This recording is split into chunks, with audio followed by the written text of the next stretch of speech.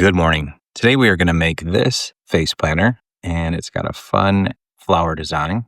And we just need a couple of tools. We need some clay. We need some either a rolling pin or a way to roll out clay, and then whatever tools you like to put this together. We'll also need something to wrap this around. So this is a hand-built project, and so it's not built on the wheel. In this case, I have this beautiful bottle, and we'll wrap that around, and then I'll bring you down here so that we can get started. So what I'm going to do is I've already rolled out a slab of clay just for time. So I do have a slab roller and I've already got a nice slab. And so we'll go ahead and take that slab, and sometimes it stays together in one piece and sometimes not so much. So then we'll just have to go ahead and wrap this other piece around. Now I started wrapping clay around different forms just so that I could have a stable place to put on the face. So I've made these face planners. Every time I think I know the date, it's more than 15 years now, and they do really well. It shows people seem to really relate to them because we all have different faces. And I do know how to throw on the wheel, and I do have a wheel, but it's a little bit more difficult to throw a piece and then add a lot of detail to it. Not impossible. There's people who do an amazing job of it. I am just not one of them. So what I like to do is I like to find funky shapes. So I like the shape of this bottle.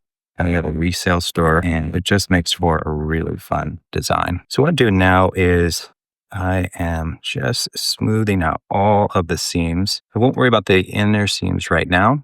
And then once we take the bottle out before it dries, I'll clean up those seams. All right. So get it as clean and smooth as I possibly can. And then what I like to do at this point is go ahead and clean up the top, and then that will let me know exactly how tall this will be. This bottle is approximately 9 inches. And so I'll take a tool here, just kind of cut that off. When you're looking for bowls and things, make sure they don't have a lot of inventions and things. I found some really cool bottles and bowls and things over the years, but you have to be able to take the piece out. And so if the top was not as wide as the bottom, for example, you'd have a problem with that. And you can get creative, but it's a little more difficult. All right. So what I've got now is I've got shape for the top. And so now I need to go ahead and have a second piece of clay that I'm going to put on the bottom. All right. So I'm going to set this aside for a moment. And I have rolled out another slab, and I like to put some design into it, so you can do that with different shapes and things. So what I'm going to do now is put my stamp. So I have my stamp on Muddy River Clay. You can check out my pieces online at muddyriverclay.com. And then I do want to put a drainage hole in now, just so that I don't forget to do it later. So there is the stamp. And now I'll turn that over, clean up the drainage hole a little bit, and then we'll put that piece over. So right now, just going to clean it up just so it will stay together. And then I'll pick it up. If you can hear my dog in the background drinking water. So we'll clean up that seam and get it as clean as possible. All right, here we go. And so now we're getting there. So now I'm going to spend a little more time cleaning up this seam. I'm going to make sure that it is attached and that it doesn't come off. And I'll use a tool here just to make sure that we got that in there. All the seams are connected. And there we go. All right. So now the fun part. We've got our base. We've got the bottom. Got that drainage hole. Don't forget that if you are making a planter. And so now we're going to lay it down, and then we're going to make the face. So if you're just joining, I want to show you what that face looks like. So in this case, we're going to start with the nose. We'll go on to the eyes. And then I have this fun flower design. So what I like to do for the nose is decide about where I want it to be. And then I'll take a roll of clay and decide about where I want it to be. And this clay is right out of the bag, so you can get away without slipping and scoring it. But now I just want to make sure that it's attached. And so I'll use my fingers, and I will use a little bit of water. If you're newer to clay, you got to be careful. You don't want to use too much water, but sometimes it can help clean things up. All right, so I'll take my tool here and start just making that shape of the nose. Get it as close as possible to a nose. Add just a little bit of water. And next I want to move on to the nostrils. So I'm going to take 2 balls of clay, get them as close to the same size as possible. And the reason I love faces is no one's nose is perfect. No one's eyes are perfect. So you get it as close as possible. So I've squished the balls in. I'm I'm going to give it a little bit of pressure there so that I can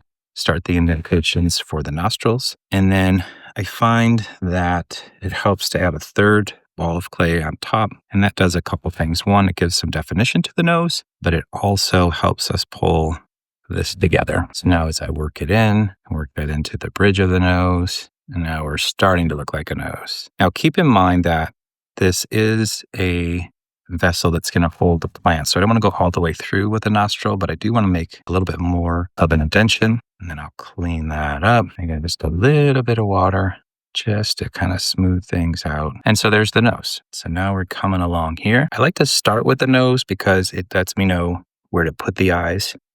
Now, with eyes, you can do the traditional eyes, which typically, if you look at the bridge of our nose, our eyes are about one space apart. So if that was the space of my real nose, my eyes might just be one length, a part of that. I like to exaggerate the eyes a little bit and make my pieces a little bit more whimsical. So I'll go ahead and set them off to the side. So I'll squish them in. And then for my eyes, what I like to use is a syringe, probably for some dog medication or something at some point. And then that just gives me a really nice pupil. You can also use the back, and you can use lots of different things. If you don't have that, you can use the back of a tool and get really creative with your eyes. So now I'm going to go ahead and make the eyelids. So that's how I do an eyelid.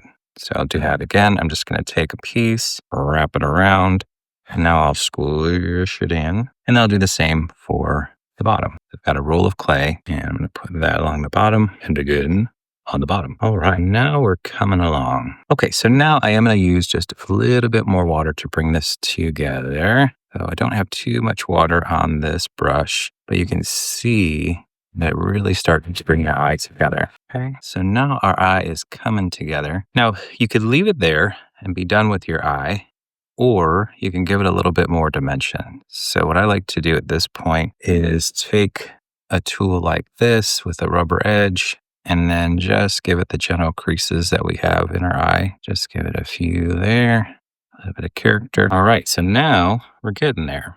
So we've got our nose and our eyes. Let's move on to the mouth. Now, the mouth, you can do all kinds of ways. You could do a sad face. You could do any expression that you want. What I tend to do is squish the clay where it looks a lot like an upper lip, pretty darn close. And then I'm going to decide where I want it. Now, this is, again, like the eyes. There's the proper way, and then there's the more whimsical way. And the more space you have in between, the little more whimsy that it has. So I'm going to decide right about there and just start squishing it in. And just the same as your lip comes up to your nose, you're going to squish that up there and start to squish in the actual lips. That's our top lip. Clean that up a little bit. Next, I want to define where the actual mouth would be. So I'm back to this tool with the rubber tip. And this is where the actual personality starts to come out. I'm going to come in, since I have this tool, I'm going to put in, I don't know what they're called, those little lip creases or divots that we have, and then I'm going to squish that in. If you're doing hand building, I do recommend getting one of these types of wheels. They make a lot of different kinds. I like this one that's wider than the piece. If you have a smaller one, then you could put a board or something on top of it. I've used pieces of drywall and things. You can cut out the different shapes. All right, so now I'm going to come back and just redefine the mouth a little bit. We're coming together. All right, so on the piece that I had shown you as we got started,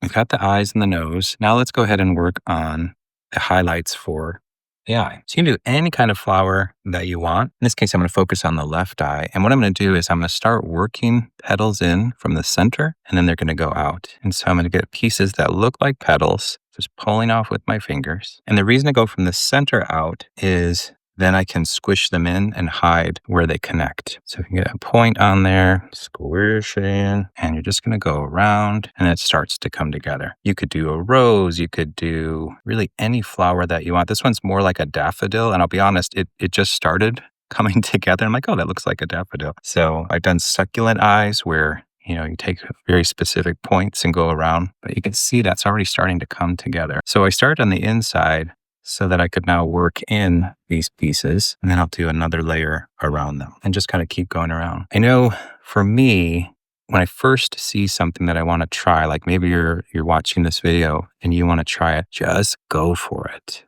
I get into my head and I spend so much time thinking, okay, well, how long are those pieces around the eye? And you can see I'm not measuring them. and I'm just doing them. And it's something that I've learned about being an artist is you need to just start.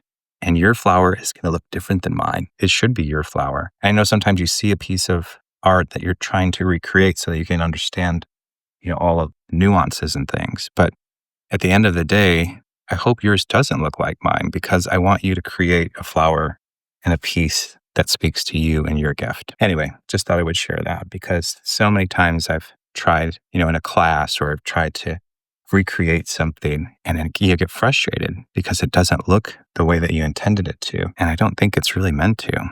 That's your design. Your eyes are going to look different than mine. Maybe you don't like the whimsical eyes. Maybe you want it to look more symmetrical and follow the true human form. You do you. All right. Well, I want to keep this video short, so I'm just going to go around here one last time. As you can see, you could do this. And I'm going to first use my finger to squish in the petals, and then I'll come back to a tool. And if you don't have this tool, you can continue with your finger. But what I love about this tool is it starts to give us some texture. And maybe it doesn't look like a daffodil this time. Maybe it comes out to be a different flower. That also can be changed in the glazes. But what I'm going to do is actually draw on a stem. So let's say this piece went down here, and maybe it's going to have some petals. This is what I hope you do when you follow an instruction video like this. You try it so that you can understand it and make it your own. So in the original version, I don't have a stem, but after I was done with it and it started drying, I thought, oh, I wish I would have put a stem on. So here we are. So I think that's what is fun about making art is you try something and each time you make it a little different and a little better. And then what's great about clay is we haven't even gotten to the glazing part yet. All right, well, let's clean this up a little bit. So I'm going to go through one last time with my brush, clean out some of these bumps and bruises, make sure the nose looks like a nose. And then I'll do two more things and then we'll wrap this up here. One is ears. I think they're optional. This piece doesn't really need to listen to anyone. But if you want to make an ear, what I'm going to do is I'm going to first roll up a ball of clay and I'm going to squish it in, start making it look like an ear. I'm going to make sure it's attached really well on each side. So I'm going to do the front, I'm going to stand it up here. And then the final thing that I'm going to do is put a stamp on the back. I find that people turn and they look at the back. So even though you may never see the back in this piece, when someone's buying it, they certainly are looking at that. So I'm going to make sure my back is all smooth. And then I like to use a stamp. You can use anything that you like, but if you take a stamp like this infinity symbol up here, just kind of squish that in, gives it a nice bit of look. All right. So let's give it a look here. Bring the camera down. I still got a little bit of cleanup to do that I'll do off camera. But how about that? That's kind of fun. And then the final step of the process is to pull this out. And you can let it set up for a little bit, but as soon as that clay starts drying, it's going to be harder to get your object out. So you want to be really careful to pull that out before it starts appearing. And then I'll go through inside and clean up all the seams and make sure those are all good to go. But for now, we'll end it up there. All right. Again, I'm Mark from Muddy River Clay. I really appreciate you hanging out with me today. I hope you've enjoyed making this piece with me, and I hope yours turn out even better. Thanks for stopping by. If you haven't, please like and subscribe. I'm trying to grow this channel. Have a wonderful day. Bye.